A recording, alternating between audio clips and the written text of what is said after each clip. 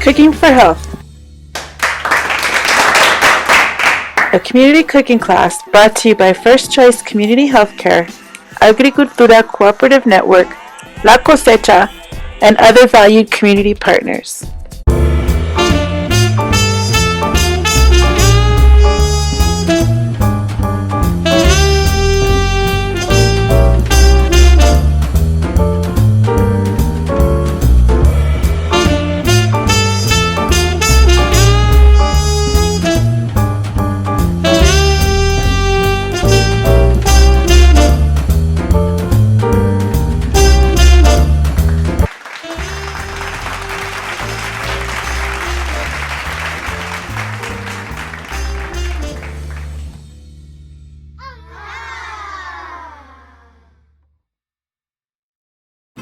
Welcome back to Cooking for Health.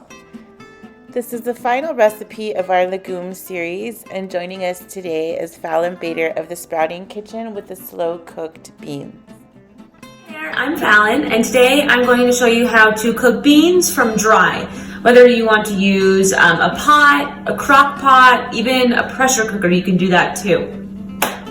Alright, so let's talk about beans. So we have a lot of different options of what type of bean you want to use here. I'm using pinto beans, and pinto beans are, of course, pretty common here in New Mexico.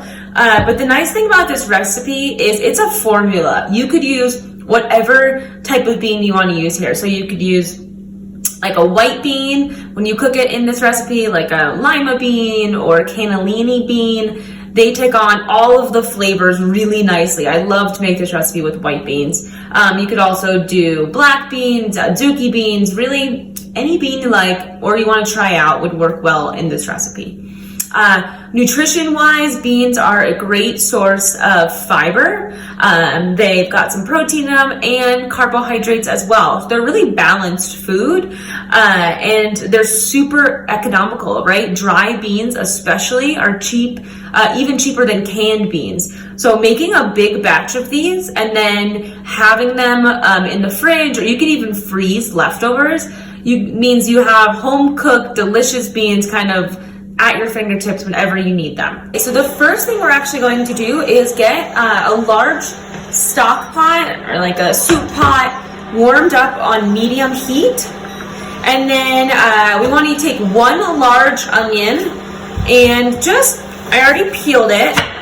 I'm just going to chop it into quarters. Just like that. Just some nice big chunks of onion is totally fine. And then into our pot, we're going to add about 2 tablespoons of olive oil. And I think some people, a lot of people, when they cook beans, they'll use like a ham hock or bacon, right? Some sort of salty meat in there. And that adds a lot of creaminess. A lot of like the fat adds the creaminess to the beans. But we're making these more of a vegan, vegetarian style today. So adding olive oil helps to create that same creaminess without any animal products. So once your oil gets nice and warm, take your onion quarters and put them right into that warm oil. Should get a nice little sizzle going on. And then next thing, I have about 4 to 5 garlic cloves here. And same thing, I already peeled these. We're just going to pop them in, and that's going to help just kind of get some flavor building on our onion and our garlic, which also gives it more depth of a flavor that, say, like a bacon or a ham would. So giving them that quick saute is just going to add extra flavor into our dish. Okay, next we have some red chili peppers here, New Mexico red chilies.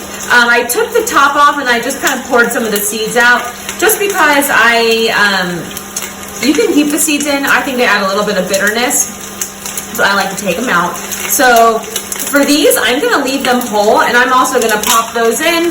That way they also get a nice little toasting action going on there.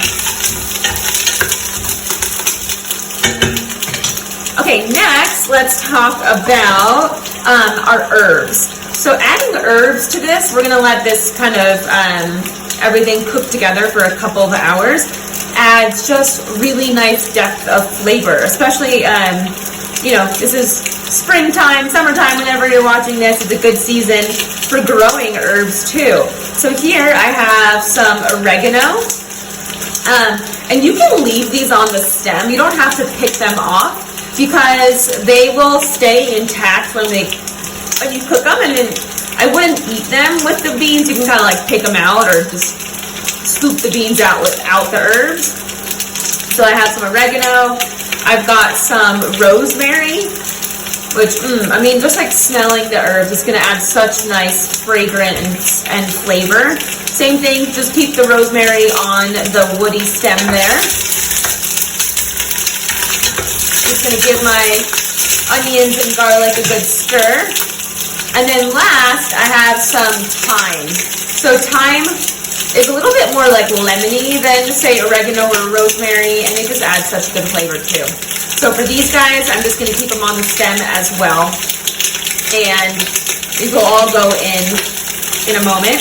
And one more thing about the beans that I did not mention is these beans, I did soak them overnight. I filled this bowl with 2 cups of dried beans. You always want to start with 2 cups. Well, at least for this recipe. You could do more or less, but for this ratio that I'm going to show you, 2 cups of dried beans. And then I filled almost this entire bowl with water. You want to make sure you have a couple of inches of water above the dried beans because they will soak up a lot of water. And then I let these sit overnight. And soaking your beans, what it does is it first, it kind of like pre-cooks the beans a little bit, so your cooking time will be less. And then number 2, if you have issues digesting beans, if it gives you a lot of gas or indigestion, then soaking your beans can actually really help making them more digestible. So you don't have to soak beans. Sometimes I forget and I don't do it, and it's fine. But it's kind of just a good measure if you can remember. Okay, so let me show you what we're looking for on our onion. So see that nice like brown color? That's all we want. Just a little bit of color on the onion. So my peppers are looking nice and colored too. I'm going to add the water now. So be careful because your pan's going to be hot. So for 2 cups of dried beans, I soaked them and then I poured the soaking water off. Into your pot, we want to add 6 cups of water.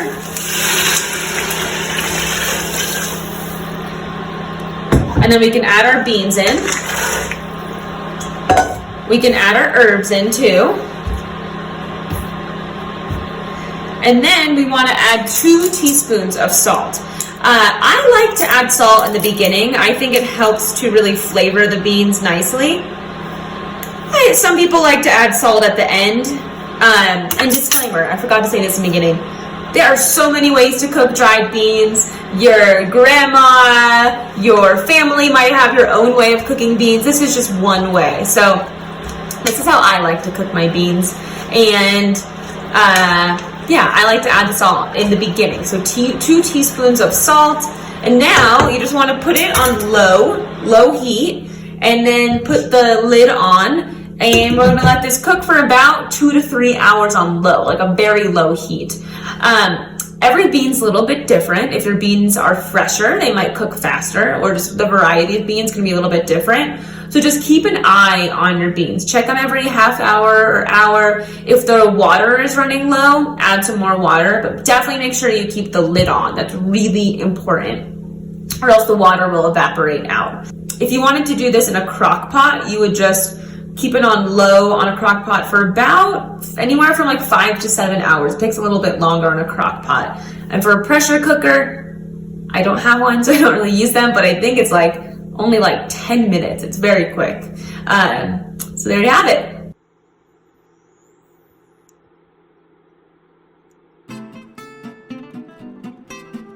Okay, so it has been about 3.5 hours, and you can see how dark the liquid is. That's lots of good flavor in there. The onions have cooked down, and our beans look nice and cooked through. A good way to tell is you should be able to smash the bean without it just crumbling. And then, of course, just tasting the beans to see if they're cooked to your desired texture.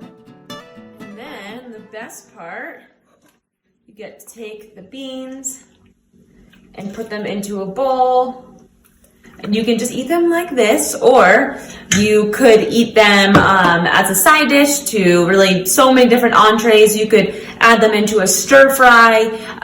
You could make refried beans with these. Really endless possibilities when it comes to what to do with your beans. So remember, you can do this with any type of bean, and you can really add in different things if you want different spices or herbs or chilies. So play around with it, have fun, and thanks for tuning in. This completes our legume series. We hope you enjoyed all of our awesome legume recipes. Don't forget to join us next week as we start the beginning of a new series with recipes highlighting fruits and veggies.